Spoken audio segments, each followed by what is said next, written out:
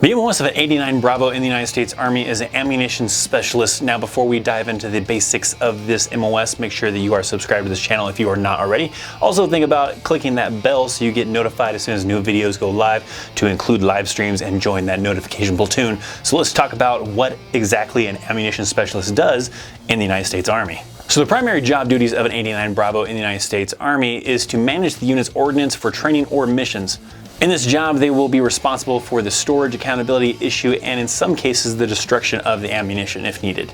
This MOS is available for those looking to go active duty or National Guard, but it is not available in the reserves. In order to qualify, you are going to need to have a high school diploma or a GED, as well as take the ASVAB and get a qualifying AFQT score to get you into the United States Army. As far as the specific ASVAB score they're going to be looking for to qualify for this MOS, that is going to come from the skilled technical section of the ASVAB, where you must score at least a 91. Now, as far as the training for this MOS, it does have the normal 10 weeks of basic training, and from there a soldier will move on to 12 weeks of AIT, but I have seen some older publications saying 7 weeks, so it's maybe somewhere between 7 and 12 maybe. But this training will be done at Fort Lee, Virginia.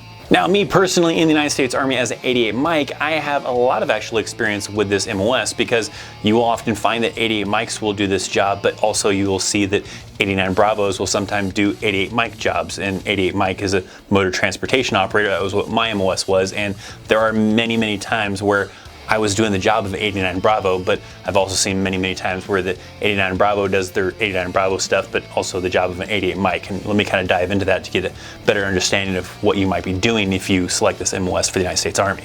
So these are the individuals that are commonly having to go to the ammo supply point on post to get the ammunition to be able to issue it for training, or they have to do something in theater for being able to receive that ammo to issue it out to the individuals that need ammo when you're on a deployment. But the reason why I say 89 Bravos sometimes do the job of an 88 Mike is because they're picking up this ammunition and sometimes driving the trucks that are hauling this ammunition. So you still have to know how to drive these large trucks, because you're going to be the one transporting the ammo to where it's got to go to.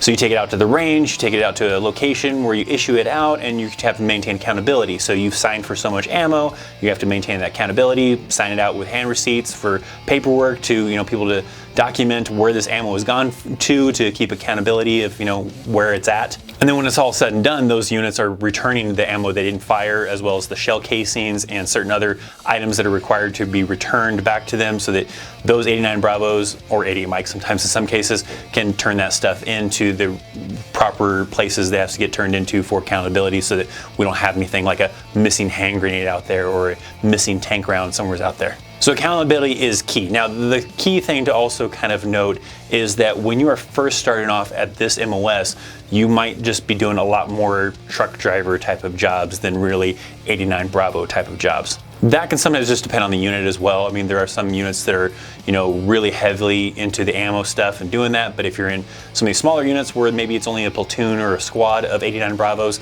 then usually the higher ranking individuals might be doing a little bit more of the paperwork or doing more of the organization stuff, and then the younger enlisted soldiers are just really driving trucks and taking it to where it needs to go, and then the higher ranking individuals are stepping in for the other more 89 Bravo-ish type of roles. So the first little bit of your career, if this is something you're looking to pursue, might just be driving trucks for a little while, depending on the unit, I guess. Now, as far as how this translates to the civilian world, well, because of all that truck driving experience you probably get, you could probably translate it that way. There are some individuals that after they, use that experience to get out and work on the civilian side doing this ammo, because like I said, on installations, that's usually done on the civilian side, running these ammo supply points, these ASPs, and they get jobs working inside those ASPs as a civilian. But there's a lot of other practical things you can probably utilize it for, maybe working at gun ranges, doing other things with ammunition, maybe starting your own ammunition business, or doing reloading maybe could somewhat apply. You don't really do any reloading in the Army, but you probably still carry it over, I guess, somewhat with your experience. Also, because usually in this MOS you'll do things like hazmat, so you can sometimes transfer some of those kind of extra skills that you got in the Army, like the hazmat, over to the civilian side to help you with other hazmat style jobs. So if we've got any viewers out there that are currently in the United States Army as an 89 Bravo, or maybe some veterans that did this job in the United States Army, love to hear about it down in the comments. What did you like or not like about the MOS, and is it kind of like I'm talking about, where you do a lot of truck driving type of jobs and then later on get to do more ammo stuff, I guess, as you move up in rank? So if you enjoyed that brief breakdown of the MOS of an 89 Bravo, give it a thumbs up. Check out some other recommendations over here, including a playlist to some previous MOS Monday episodes to find out about more MOSs. Links down in the description. Thank you so much for watching. I'm ThatChrisChaos. I'll see you next time. See ya.